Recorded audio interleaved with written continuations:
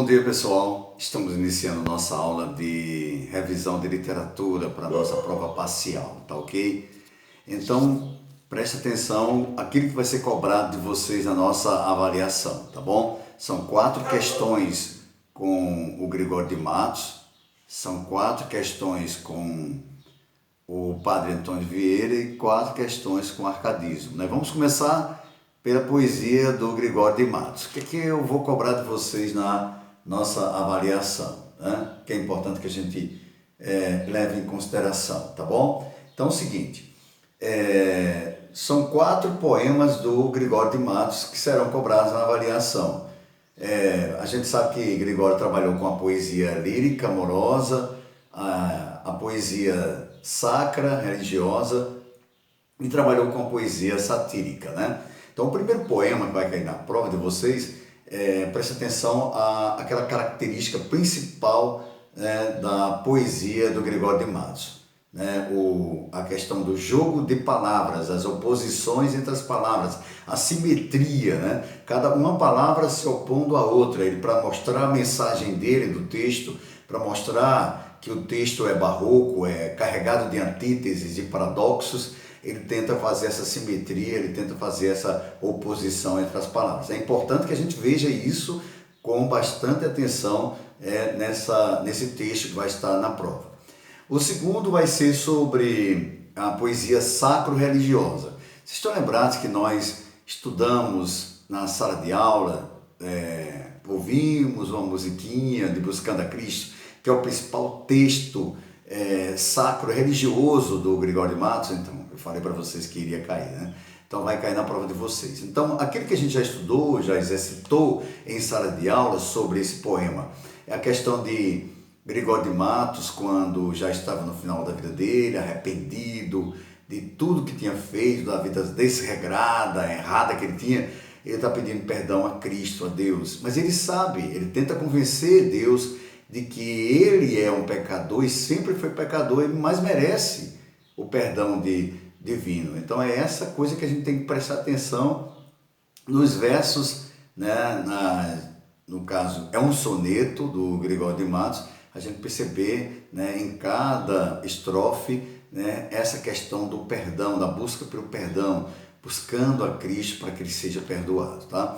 Outro texto que vai cair na prova, outro poema do Gregório de Matos, é sobre a erotização do amor. Para ele, para Gregório de Matos, não existe essa coisa do amor fantasioso, idealizado, romântico. Não existe isso. Para ele, o amor é de toque, é de sentir o outro, de possuir o outro. Então, ele põe isso, e aí vocês têm que observar, né, os detalhes que estão dentro do texto, nos versos incluídos e inseridos no texto, né, dessa questão. Outro é sobre a mulher anjo, a mulher demônio. Nós trabalhamos isso em sala de aula também. A mulher, na visão de Gregório de Matos, ela é anjo, é aquela mulher gentil, é aquela mulher que é meiga, carinhosa. E a mulher demônio, aquela que tentadora, sedutora, que sem que ela queira, com a beleza dela, com aquele poder de atração que ela tem, ela faz o homem pecar, né? No pensamento, nos desejos, naquela coisa toda. Então é isso também que vocês têm que prestar atenção neste poema do Gregório de Matos, tá bom? Vamos para o Padre Antônio Vieira. O Padre Antônio Vieira, ele trabalha com sermões, ele trabalha com o jogo de ideias, de pensamentos, é isso que a gente tem que prestar atenção direitinho. E no caso dos textos, dos sermões do Padre Vieira, que é o sermão da quarta-feira de cinzas, o sermão do bom ladrão, o sermão da 60ª e o sermão da quarta-feira de cinzas, né, que eu falei para vocês aí. Então, começando com o de Santo Antônio aos Peixes. Esse sermão, vocês precisam ler o texto com bastante cuidado, com atenção, porque ele vai estar cobrando de você a questão da argumentação. A importância de argumentar, a importância de convencer o outro. Como ele era um padre, como ele era um religioso, ele trata isso, né, com trechos bíblicos, né, com a linguagem bíblica religiosa, e tenta colocar isso no texto, né, do do sermão de Santo Antônio aos Peixes. É isso que você tem que prestar atenção no que está sendo pedido na questão. Tá? O outro sermão é o sermão do bom ladrão. Ele trabalha muito nesse texto, ele trabalha muito com a questão do jogo de ideias. O que é bom ladrão e o que é mau ladrão. O que rouba muito, o que rouba pouco. O que é certo, o que é errado para um ladrão. Então, ele trabalha tudo isso para dar aquela mensagem de que nem todo ladrão, né, é bom. Nem todo ladrão é ruim. É esse jogo, né, de antíteses e paradoxos que você fica assim pensando, o que é que o padre está querendo dizer sobre roubar, sobre ser ladrão? É isso que vocês têm que prestar atenção no texto da prova. Outra coisa também que vai ser cobrado de vocês com um outro sermão é a questão do jogo de pensamentos, na concepção de ideias que ele tenta colocar no sermão de quarta-feira de cinzas.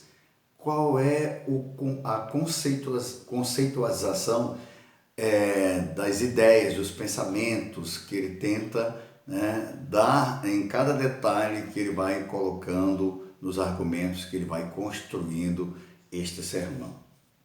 Bom, sobre a sexagésima, né, a sexagésima é a importância do argumento. Argumentar. Mas argumentar de que forma? Argumento por argumento, palavra por palavra, tem sentido?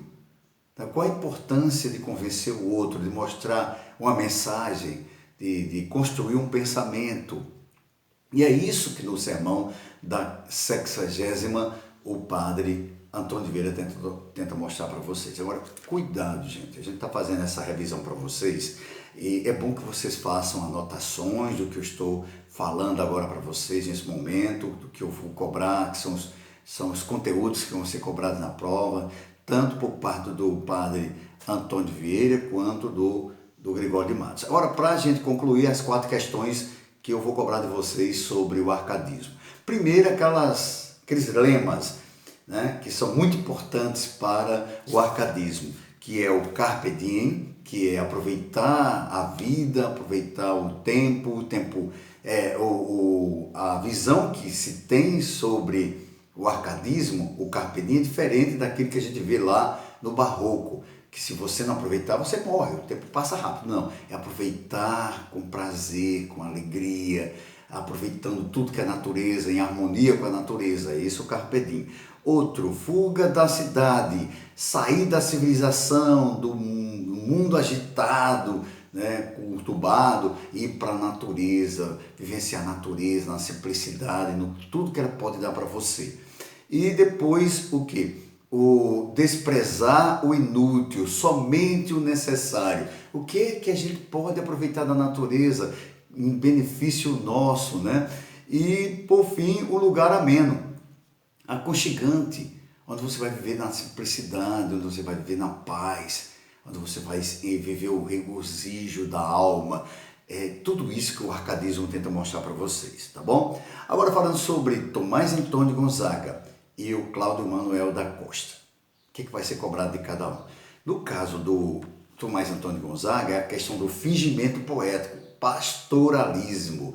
Os poetas árcades, eles não viviam no campo, eles viviam na cidade, mas eles fingiam que estavam no campo, em comunhão com a natureza, a simplicidade, vivendo o amor ao lado da pastora, da pessoa amada. E é esse texto que eu falo aqui, que o Disseu, que era o Tomás Antônio Gonzaga, e a Marília, que era Maria Doroteia, são pastores que vivem aproveitando e comungando tudo aquilo que faz parte da natureza, tá bom? E o Cláudio Manuel da Costa